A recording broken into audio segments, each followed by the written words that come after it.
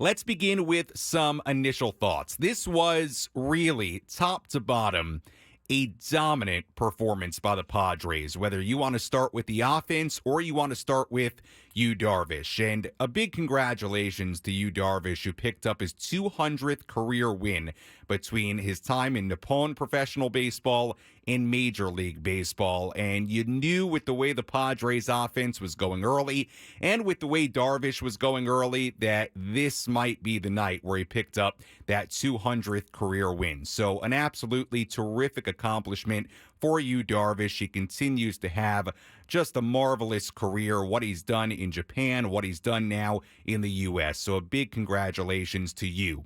Yu Darvish here tonight was dominant. He was in control from the opening inning. 7 innings, no runs, 2 hits, 1 walk, struck out 9, 99 pitches, 70 strikes out of the 99 pitches here tonight. And Darvish is just continuing to pretty much do this time in, time out right now. 4 starts since coming off the IL.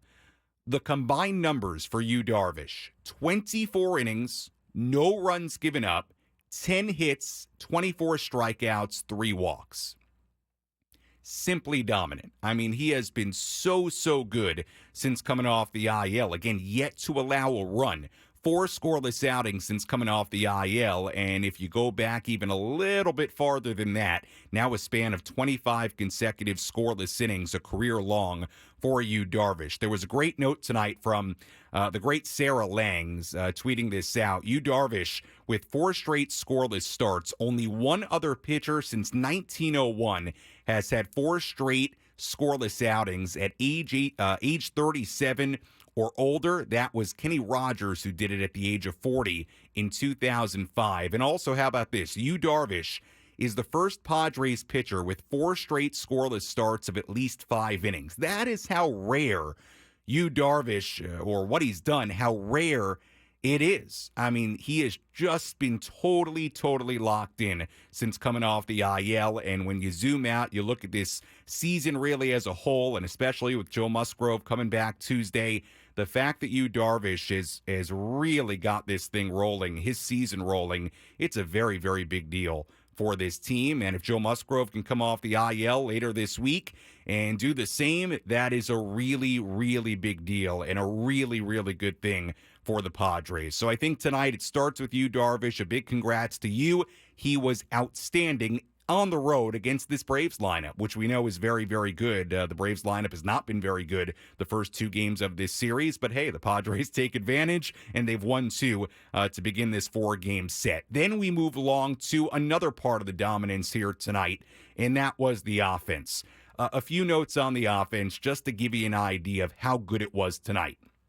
Number 1, everybody had a base hit by the 5th inning. Luis Campusano hitting the home run to start the 5th inning. That gave everybody a hit in the starting 9. That was with nobody out in the 5th inning, and at that point, the Padres had already scored 8 runs. First time this season, when you go back to Friday night, that the Padres have put together back-to-back 13-hit games. They had 14 hits, 9 runs total, 3 home runs in this game, 1 by Cronenworth, 1 by Campusano, and 1 by Kim. And the first inning, I thought, really set the tone offensively for this whole game. 2 outs, nobody on. Jerkson Profar, who had another big night, 3 hits for Profar. I'm going to go through the box score here in a second, but 3 hits for Profar. He starts that 2-out rally with a walk. Then Jake Cronenworth, the home run.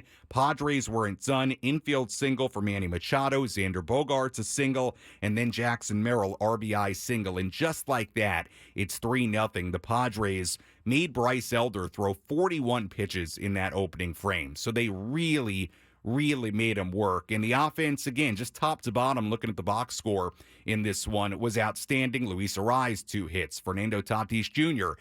had a base hit. It was a 2-run double. Big hit in the fourth inning for Fernando. Jerkson Profar, 3 more hits. He's hitting .335 on the year now. He continues to be terrific. Cronenworth, the home run. Manny had a couple of hits. Sander Bogarts had a base hit. Jackson Merrill, an RBI base hit. Luis Campusano, the home run. And very good to see Ha-Seong Kim with 2 hits and a home run in this game. So really, all the way around, a terrific offensive day for the Padres. And we talked about it before the game. Padres had not had an extra base hit in the 3 games prior before this one.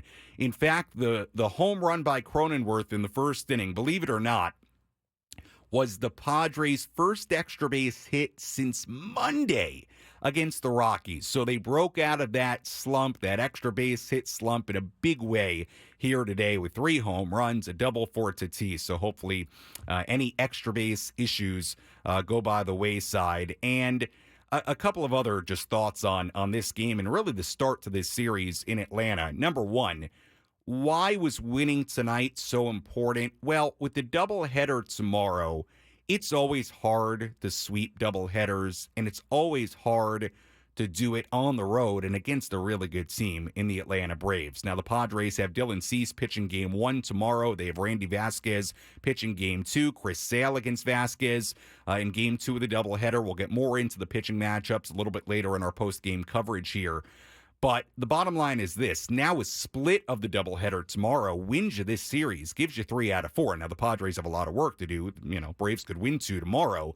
But you do feel pretty good entering tomorrow knowing that if you split, you take 3 out of 4 in Atlanta, which you certainly would have taken at the start of this series. So that's a really good piece of news. And I tweeted this out earlier, and it's just worth bringing up. This continues to be just a different team on the road, the San Diego Padres. I mean, I was thinking about it at some point during the game. Is this the same team that got swept by the Rockies earlier this week to start the week? They have just been a very, very different team between the road and at home. I mean, again, the Padres, with the win here today, they improved to a road record of 14-8 on the year. That's top 5 as far as the best record on the road in the major leagues this season. The Padres entered today having scored 5.3 runs per game as the visiting team. That's the second highest run scoring average on the road. Entering today, well, they scored 9 on 14 hits here today. So that average only went up. And I told you this before the game, Padres hitters had a major league best 288 batting average and 346 on base percentage on the road entering today. And again, 14 hits, 9 runs, 3 home runs. They have played really, really well and hit really, really well on the road. And that continued here tonight. You hope it continues into the doubleheader tomorrow. And again, the Padres now in a good position where if you can just split the doubleheader tomorrow, which I think you would take, you win this series. So they've got work to do in this series, but you're set up nicely going into tomorrow, not to mention that Darvish gave you 7 scoreless innings. You only had to use Adrian Morejon and Stephen Kolek out of the bullpen. Meanwhile, the Braves had to use 4 relievers because Bryce Elder went just 3+ innings in this game. So the Padres set up well for tomorrow. Really nice win here tonight as they beat the Braves 9-1. When we come back, we'll have all the radio highlights for you. We'll also go back to Atlanta and we'll hear from Mike Schilt, get some post-game reaction, and much, much more to come as the Padres win it tonight in Atlanta. Post-game show continues after this on the Padres Radio Network.